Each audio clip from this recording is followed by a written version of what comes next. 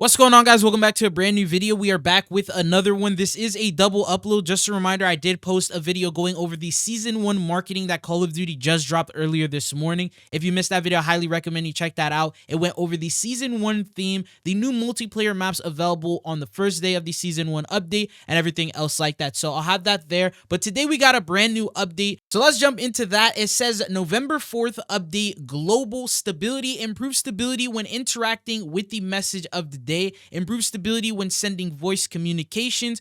For the progression, completion display will now properly appear when completing prestige challenges in both multiplayer as well as zombies. So if you complete those challenges and they don't pop up, they have now fixed that. Now for the operators, addressed an issue where Bailey wasn't holding an intended pistol in the operator select menu. That's everything for global. Now we focus on the multiplayer changes. So maps, Nuketown. Nuketown is now available in private match with, I believe they added that a couple of days ago, randomly one night. It doesn't look like there's any Easter eggs involved with that. But modes, address an issue where players were spawned in when joining a session in progress instead of spectating before selecting a loadout. Yes, we saw ourselves in a kill cam before selecting a loadout too. Improved stability in infected game mode, so they updated the modes for that. For spawns, general spawn logic tuning across several maps for improved spawning. So the spawn tuning will be an ongoing process of taking in data, reviewing the gameplay, and making measured adjustments in the live environment. Our number one goal is to always provide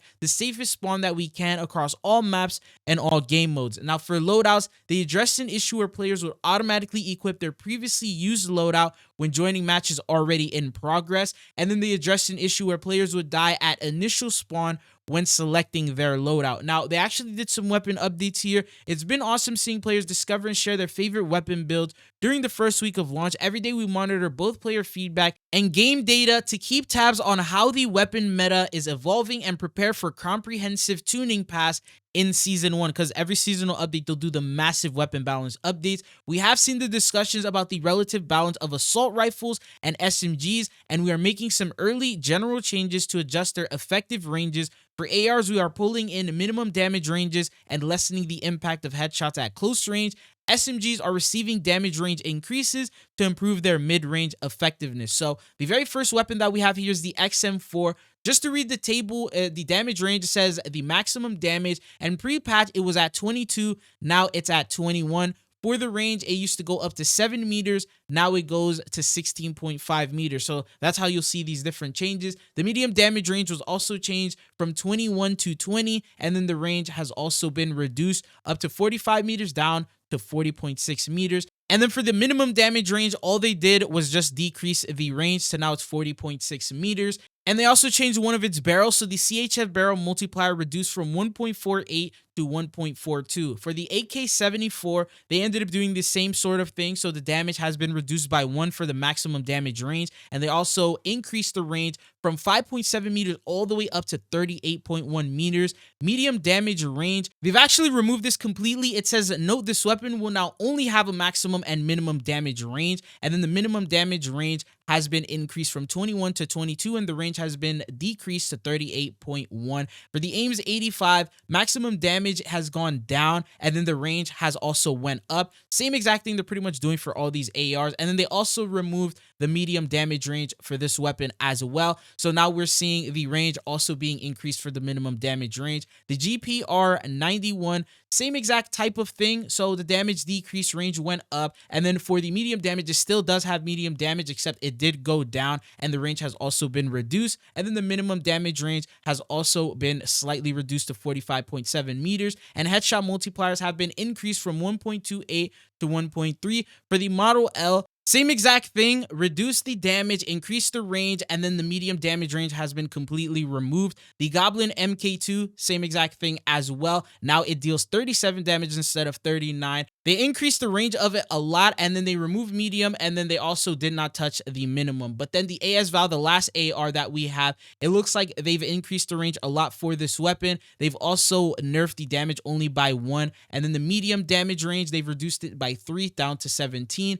and then they didn't do medium damage range number 2, so this weapon will only have 1 medium damage range, and then the minimum damage range has been slightly reduced in terms of the range. Now for the SMGs, these got a little bit of a buff. So we see here here that the damage stayed the same. The range just went up for the maximum damage range, and then the medium damage range, it also went up. So just slightly going up in terms of range for every single aspect when it came to the C9. KSV, they did the same exact thing. The damage stayed the same. The range just went up in every single type of range. So you got the maximum damage, the medium damage, both those, and then the minimum damage. And then the Tonto 22, same exact thing, except the maximum damage range has not changed at all. And then everything else from the medium and below has gone up. And then the PP 919, the maximum damage has been slightly increased in terms of the range. And then they've also increased the other range aspects. And then for the Jackal PDW, same exact thing where they've increased the range across the board for every single variant.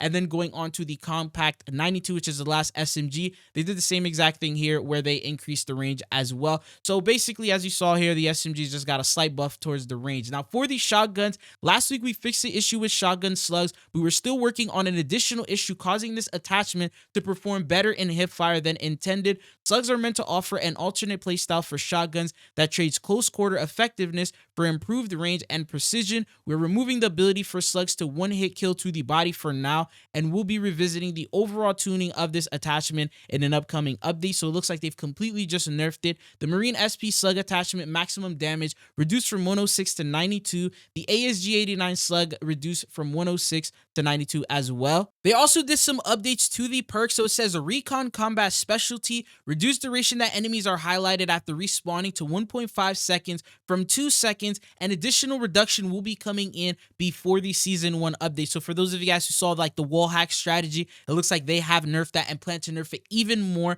Dispatcher, increased dispatcher perk score cost from UAV from 500 to 550. Increased dispatcher perk score cost for counter UAV from 550 to 600. It's looking like they slightly nerfed that XP method that we covered a couple days ago. And they said as we head into season 1, we're continuing to observe data and feedback for perks and combat specialties in multiplayer. Currently enforces the most popular combat specialty with Recon in second place. It's not just about the data though, as your feedback is a critical part of how we approach tuning of the live game. With that said, we are making some spot adjustments today as we continue to take a holistic look at our perks and combat specialties moving forward. Now the next update they did is for the equipment. So flashbangs, reduce the flashbang tactical screen effect duration by 20%. So it's basically a 20% nerf. For the score streaks, increase health of UAV and counter UAVs. Rockets to destroy them remain unchanged. So thankfully, if you're doing your challenges, that doesn't matter. Increase initial explosion radius of napalm strike. Reduce the initial entry delay of the LDBR. Increase the fly-in speeds of the strategic bomber. Reduce score cost for interceptors from 1250 to 1150. They did some updates to the movement. So adjusted stance change cooldowns to reduce effectiveness of repeated prone to stand movement. Enough snaking. XP earn rates, adjusted player and weapon XP earn rates for most modes to ensure that players are being rewarded for their match performance as expected wherever they play. These changes include increased weapon XP earn rates for most modes, increased player XP earn rates for the following: team deathmatch, control, search and destroy, as well as gunfight. And the last one is slight decrease to player XP and weapon XP earned in face-off modes, which is a little disappointing. They also did some challenges, address an issue where players were able to complete the nuke challenge while they were dying. And then they did a UI update. Appropriate perks will now display when viewing the featured player during best play. Known issues: gunsmith, we're investigating issue where any equipped optic attachment is removed when entering the gunsmith in main menus, and players will notice this issue if entering the gunsmith during a match. Players can equip the optic attachments, but will need to re-equip them anytime they enter the gunsmith in a main menu to adjust attachments or customizations. In cases where an optic is locked and equipped via a blueprint, players will need to reapply the blueprint to obtain the optic. And then zombies UI, gobblegum names will now properly update when switching between the tabs. And that's pretty much everything you need to know in terms of that. Call of Duty updates did tweet a new glitch that I guess some people are expecting and encountering while logging in. So it says some players may encounter login issues. It says Puckett Lakes when attempting to connect to Black Ops 6 after this update. We expect this issue to resolve shortly as our most recent update rolls out. So if you are expecting this issue, just restart the app a couple of times and hopefully that will fix it for you, but they're going to do an update to resolve that. But that's all that I got for you guys in this one. Thank you guys for tuning in. Be sure to check out the last video where we went over the season 1 marketing if you missed that video. But it's been your boy Chidzo, and I'll see you guys again. Peace.